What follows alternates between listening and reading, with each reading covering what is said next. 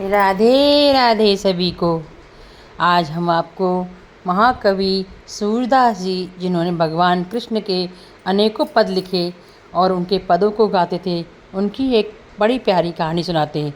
सूरदास जी जब वो छोटे थे तभी से उनके मन में कृष्ण भगवान के प्रति भक्ति जागृत हो गई और वो अपना सब कुछ छोड़कर रौनकता आगरा से, जहाँ के उनका घर है, छोड़कर सीधे वृंदावन पहुँच गए और भगवान कृष्ण की भक्ति करने लगे। कहते हैं जब वो भगवान कृष्ण के पद गाते थे तो खुद ठाकुर जी आकर बाल रूप में उनके पास बैठकर उनके पद सुनते थे। सूरदास जी दोनों आंखों से अंधे थे, उन्हें दिखाई नहीं देता था, लेकिन मन की दृष्टि से अपने प्रभु के दर्शन करते थे और बड़े ही सुकून मिलता था। एक मंदिर में जाकर अपने प्रभु के दर्शन करते और जिस रंग के वस्त्र ठाकुर जी पहनते थे उसी रंग के वस्त्रों के ऊपर, उनके श्रृंगार के ऊपर पद गाते थे। जिस दिन ठाकुर जी ने नीले रंग के वस्त्र पहने तो पद गाते थे, आज नीलांबर वस्त्र धारण करो प्रभु ने, मोतियों की माला पहनी है, मतलब सब कुछ बताते हैं कि मोर मुकुट लगा हुआ, बड़े सुंदर छवि लग रही है मेरे ठाकुर जी की। जिस दिन पीले वस्त्र पहनते तो बोलते आज पीताम्बर पहना हुआ है। उनके वस्त्रों को देखकर देखकर मन की आंखों से देखकर वहीं भजन गाते थे। एक दिन मंदिर के गोस्वामी जी ने सोचा कि ये शायद नाटक कर रहे हैं अंधे होने का, ऐसा कैसे इन्हें आंखों से दिखाई नहीं देता और इन्हें कैसे मालूम पड़ जाता है ठाकुर जी ने कौन सा श्रृंगार किया है।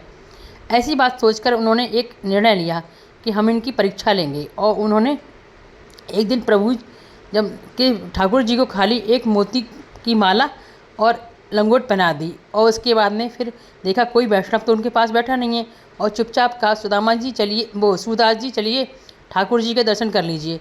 ठाकुर जी के जब सूरदास जी मंदिर के अंदर गए तो उन्होंने देखा और देखने के बाद अपने कपड़े से अपनी आंखें ढकने लगे।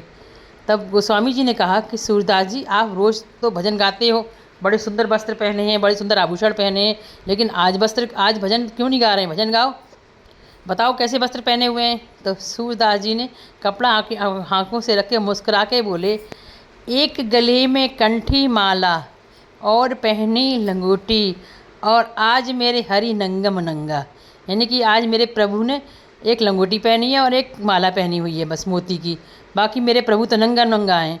जब ये बात सुनी गोस्वामी ने तो सूरदास जी के पैरों में गिर गए और बोले, प्रभु हमें क्षमा कर दीजिए, हमसे गलती हो गई, हमने आपकी परीक्षा लेने की कोशिश की, आपके पास मानवीय आँखें ना होने के कारण आपके पास दिव्य आँखें हैं और उसी रूप में प्रभु आपको दर्शन देते हैं, हमें क्षमा कर दीजिए। सूरदास जी कुछ नहीं बोले और वहाँ से चले गए।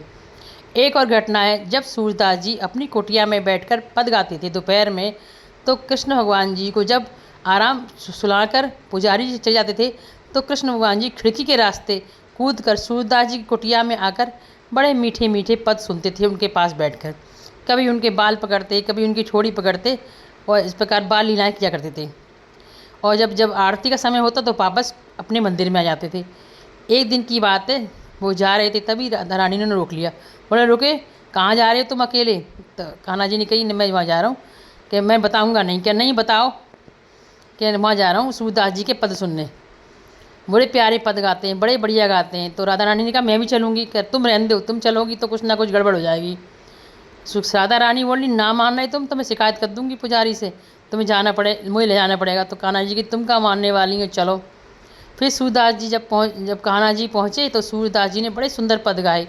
अब दोनों पद को सुनकर राधा रानी और कृष्ण भगवान सुनकर आंखें बंद करके सुन रहे थे। अब धीरे धीरे शाम का समय हो गया। अब राधा रानी के मन में आया, अरे हमें मंदिर चलना चाहिए, पुजारी जी तो मंदिर खोलने वाले होंगे और हम दोनों नहीं मिलेंगे तो क्या होगा। इतने में ही सूरदास जी को भी याद आया कि मंदिर में ठाकुर जी के दर्शन करने जाना है। वो भी डंडा टेक टेक के आगे जा रहे, पीछे पीछे कृष्ण भगवान और उनके पीछे राधा रानी।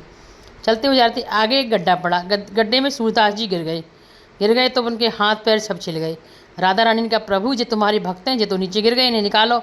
कन्हैया जी ने कही हाँ गिर तो गए हैं। कन्हैया जी ने अपना एक पीला कपड़ा निकाला पटका और गड्ढे में डालते हुए कहा, बाबा तुम जा कैसे गिर गए? बाबा ने कही पता ना लाला, हम जा कैसे गिर गए, चलो ये कपड़ा पकड़ो ऊपर आओ।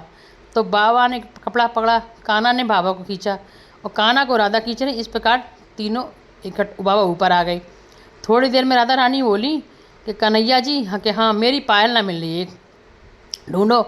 अब कृष्ण भगवान ने ढूंढे तो क्यों ना मिले, वो सुदामा जी को मिल गई गड्ढे में। तो उन्होंने सुदामा जी से कहा कि बाबा तुमने कोई पायल देखी है? मेरे संग जो सखी आई है जाके एक पायल ना मिल रही। वो सुदामा जी बोले जी कैसे मालूम पड़ गया तुम्हारी है ये, हो सकता है कहू और की होए मेरी होए, कहूँ और सखी की होए, उन्होंने कहा ना मेरी सखी की। तो एक काम करो, जाए पैरा के देख लो पैर में, अगर जाके पैर में आ जाए तो जाकिए, और ना तो तुम जाके देवता दे दियो। ठीक है। राधा रानी ने जैसे ही पैर पड़ाया, सुदामा जी ने पैर पकड़ा और पैर करके पकड़ के बोले, प्रिया जी, राधा जी, कान्हा जी, मुझे दर्शन दे दो प्रभु, मुझे ऐसी दिव्य दृष्टि प्रदान करो कि हाँ मैं आपके दर्शन कर लूँ। कहते हैं भगवान भी भक्तों के अधीन होते हैं। सुदामा जी की भक्ति देखकर भगवान कृष्ण और राधा रानी ने उन्हें दर्शन दिए। आपको ये कहानी पसंद आई हो तो मेरे चैनल को सब्सक्राइब कीजिए, लाइक कीजिए, शेयर कीजिए। राधे राधे। मैं इस प्रकार की बड़ी बड़ी रोचक कहानियाँ आपको सुनाती रहूँगी, और आपको अच्छी लगती हो तो प्लीज़ मेरे चैनल को सब्सक्राइब कीजिए, लाइक कीजिए, शेयर कीजिए। राधे राधे।